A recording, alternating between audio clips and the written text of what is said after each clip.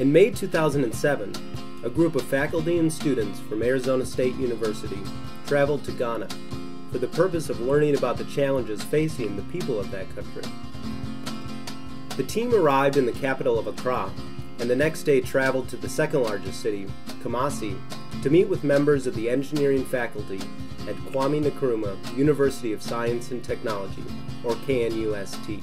The university people we found very bright, very innovative, very willing to do whatever they need to do to be involved with these projects and very seriously contribute. And I think they have the technical skills to do it. What they need is help. After extended meetings at the university, the team visited several rural villages in the areas surrounding Kumasi and Accra to see firsthand what challenges people in these villages face. Regional NGOs, development organizations, and local leaders traveled with the team to offer their knowledge and work towards developing partnerships that can lead to meaningful solutions. The trip revealed several opportunities for addressing the issues that villagers in Ghana face, mainly a reliable source of energy for cooking and lighting, access to clean water, and a village environment where schools and facilities provide for the needs of the community. If we're talking about biofuels, it's sort of a high-tech solution. If we're talking about getting clean water, it can be a very low-tech solution. Professor Brew Hammond is a professor of mechanical engineering who's been incredibly open and enthusiastic about partnering with us, and he's the director of a new energy center at KNUST. I was extremely impressed with their knowledge. The village of Biemsu is located approximately 30 miles outside the city of Kumasi. The landscape is lush and green, and the air is humid in the months before the rainy season in late summer. The GlobalResolve team, on their first of 2 trips to the village, received a tour from the chief who oversees the village of Biemsu and the 25 square miles surrounding the village. The team was invited into one of the villagers' homes to observe their living conditions and ask them about how GlobalResolve could help.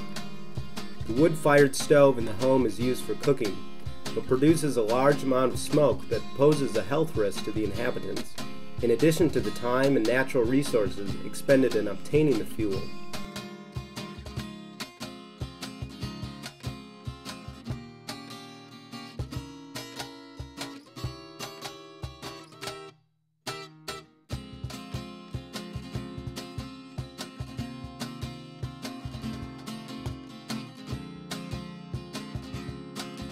The perception is collecting wood is free.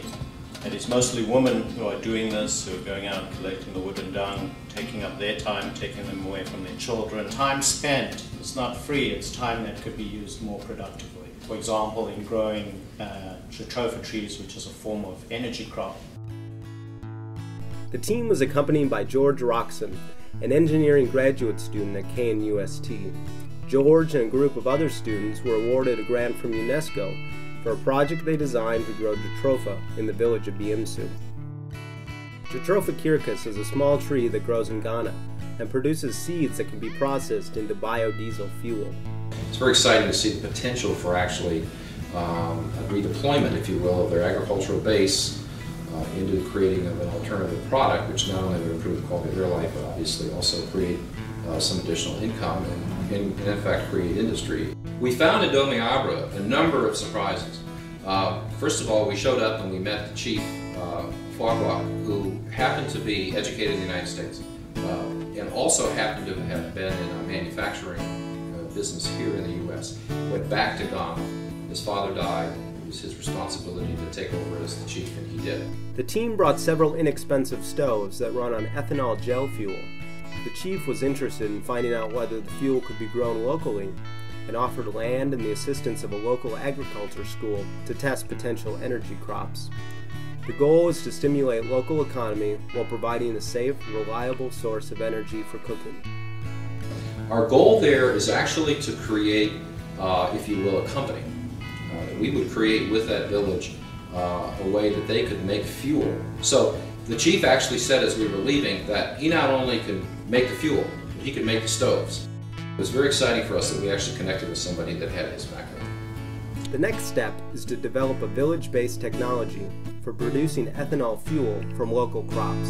It's not just bringing gel fuel for the last 2 months and and a couple of stoves. We create and build a prototype of the ethanol gel fuel generator. We could send the plans and build materials there, and then they could build the equipment actually in Ghana and distribute it to the village. They create wealth and value for the villages by creating stoves. They make the gel fuel, they sell it. They even set up distribution points around Ghana, around Africa, as a solution for not only their village, but for other villages. The village of Famanye presented the most severe problems of any of the places the team visited. Water from a local pond is used for drinking, cooking, and cleaning because the well in the village is too salty to drink. This poses a serious health risk to local residents. Despite the severity of the problems Famanye faces, the village is abundantly hopeful and eager to participate in any programs that could help them raise their quality of life. GlobalResolve is working to develop a solution for Famanye's water problem. Professor Jim Beckman has patented a process that's extremely inexpensive for purifying water. The question now is, how do we utilize it in Famanye, Ghana? So we're forming a team of students this year, and we'll form part of the team of students at KNUST, and together they'll work on making this technology work in the village. In addition to work in Ghana, GlobalResolve is pursuing projects as far away as South Africa and India, and as close to home as the Hopi Indian community in Arizona, all for the purpose of developing a model for creating sustainable and systematic change in the communities they assist. We've talked about particular solutions for Ghana, but the real strategic goal for GlobalResolve is to develop replicable models that can create sustainable solutions for villages.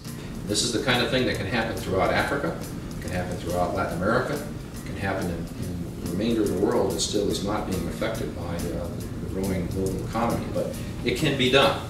It's just a matter of how we get the funding and the resources and the backing to kind of expand this into other parts of the world and other parts of Africa. So the money is going to go not for administration, the money is going to go for supporting students, supporting prototyping technology, supporting implementation in the villages, and supporting these models to be spread wherever there's a need. And I think that's what makes us different.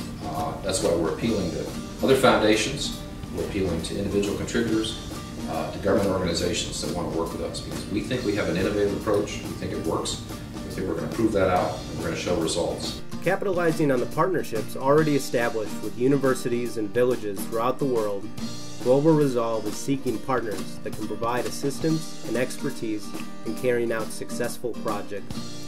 These initial endeavors will serve as the basis for a larger program that involves researchers, students, and local leaders creating innovations that address the key issues of energy, clean water, and local economic development. Please join us in our effort to bring appropriate technologies to people with the greatest need.